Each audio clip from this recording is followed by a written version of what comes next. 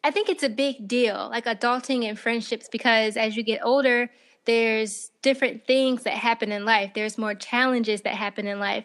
And when you Yes. look around, you need your support. So you need your friends to kind of help you go through things.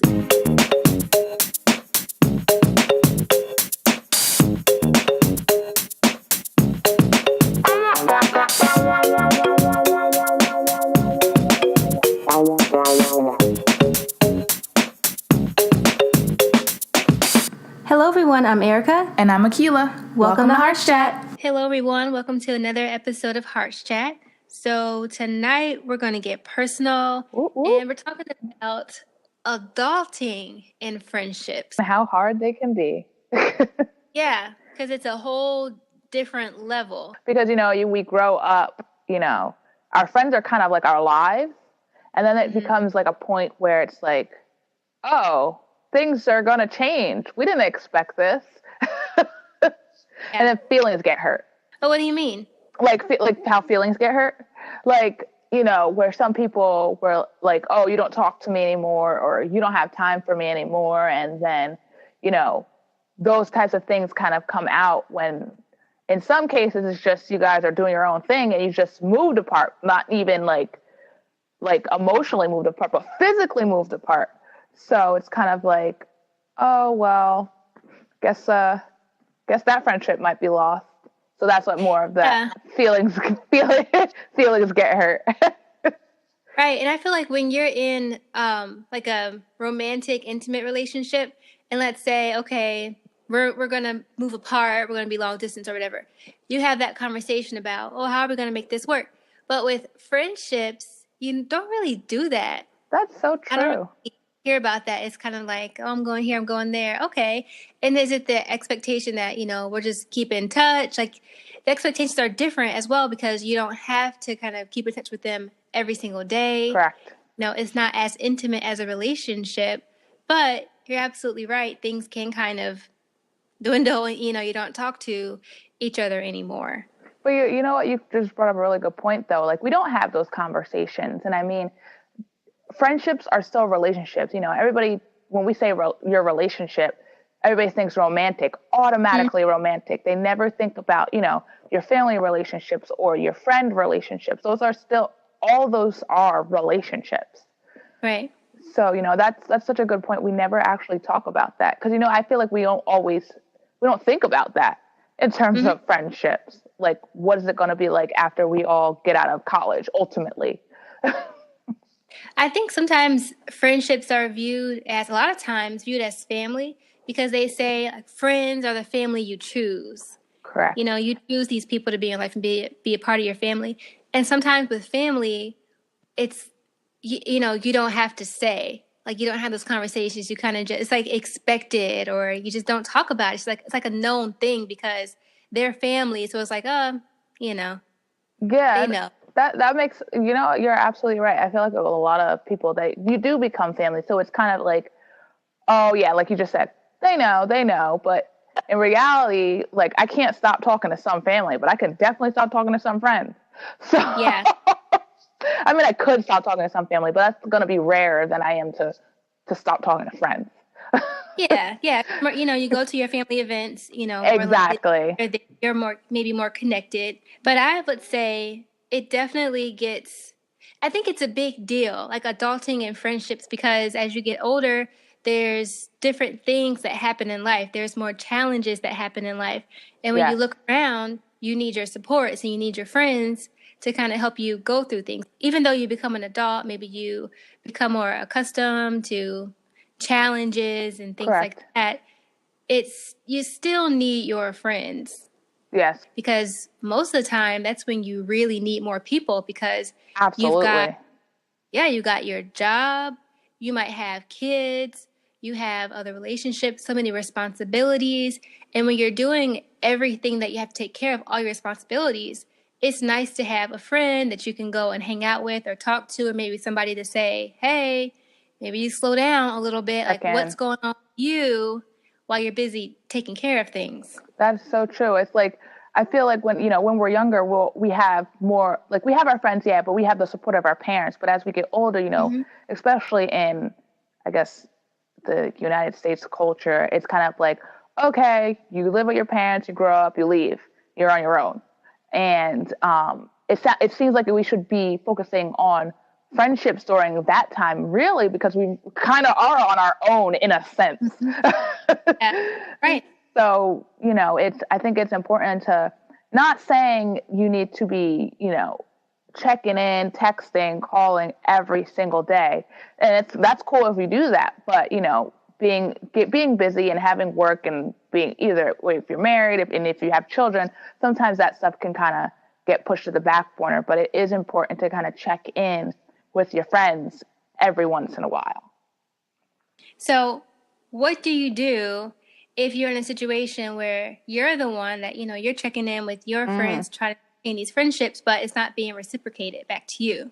Girl, I knew you were going to ask that question. But yeah. I mean, there's a couple different things, I guess, approaches that you can do. I think first and foremost, you can reach out again and just make sure that that's exactly what's happening.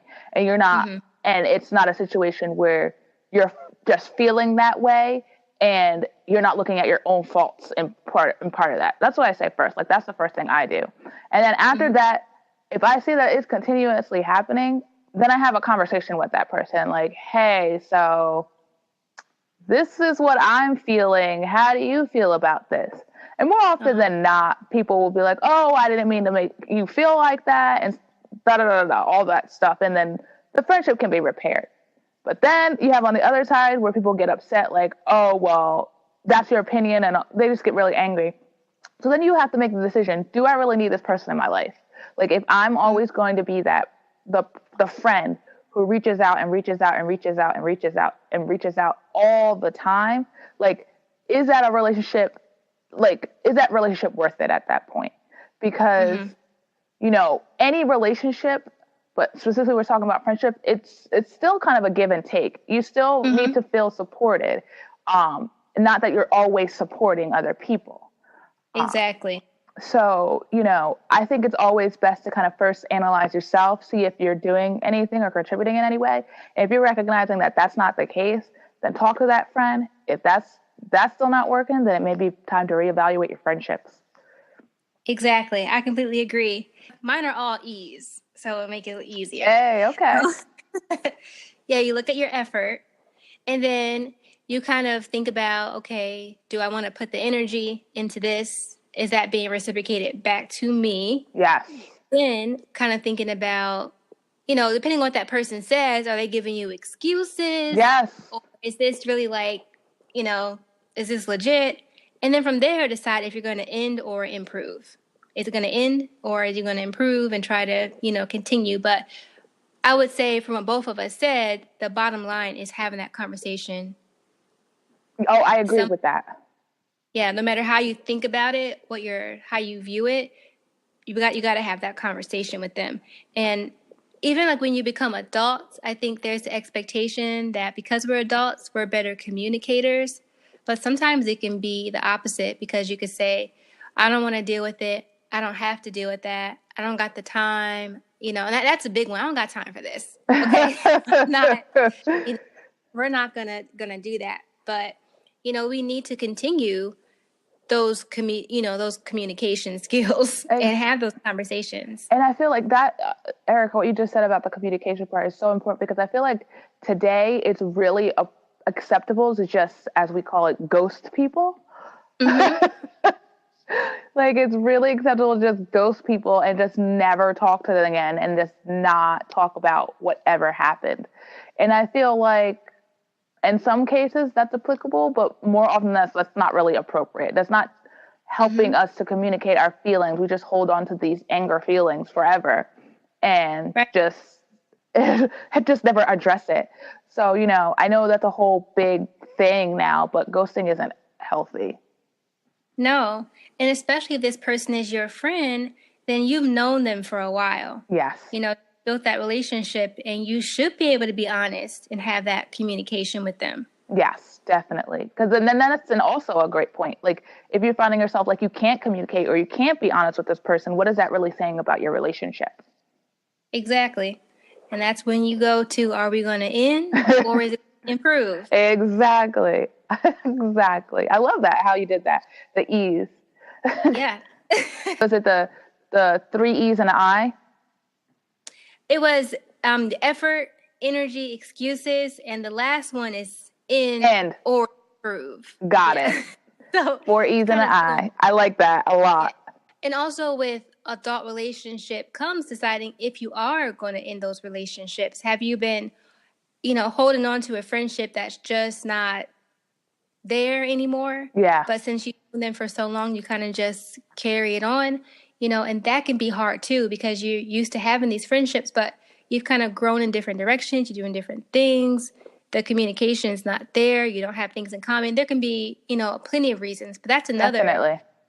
another thing because you don't want to continue to carry that or, kind of harbor those emotions if you don't want this person in your life. No, I definitely agree. That's definitely an adult move to know when to end things.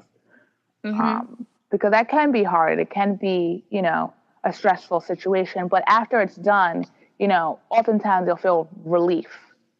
And that, okay, that I did this. I feel like that's appropriate. And you can go move on with your life. And your energy, as Erica said, isn't wasted. Exactly. Well, are there any more tips? No, I think, Erica, what you said was absolutely correct. And I think you should kind of just review that again, because I think that is the best way to kind of handle friendships and reevaluating your friendships and what does that look like as adults. Yeah, I'll say it again because the way I think I'm a visual learner. Yes, So, me too, girl. I get it. I'm a lister, but you first want to think about the effort. Think about what effort you're putting into it, what effort they are putting into it. Think about the energy, how much energy are you putting in? How much energy are they putting in? How much energy is it requiring or taking from you? And then depending on what the person has to say, you'll have to think about excuses. Is this an excuse or is this like a legit reason, that's why you are where you are? And then the final thing is decide if you're going to end it or if, you're going to try to improve your situation and what's going on. That sounds great advice to me. All right. We hope that this was helpful, maybe gave you something to think about, a different perspective, because I know a lot of us don't always talk about adult friendships. We're adults, we have our friends, and correct. But it is something that's important. So we hope this brought some insight or give you something new to think about. We'll see you next time. Bye. Thank you so much for listening to HeartsChat today, where we speak from the heart. We hope that you enjoyed our show. Catch us every Sunday and Tuesday at 7 p.m. Eastern Standard Time on our YouTube channel and on our website, which is HeartsChatRadioShow.com. Be sure to follow us on our social media pages at HeartsChat Radio on Instagram and at HeartsChat on Twitter, Facebook, and Periscope. We love to hear from you. If you have any comments or questions or topics that you want to hear about, you can email us at HeartsChat@HeartsChatRadioshow.com. And for all of your personal relationship questions, please visit my blog from ericasheart.com. Thank you for listening to HeartsChat, where we speak from the heart.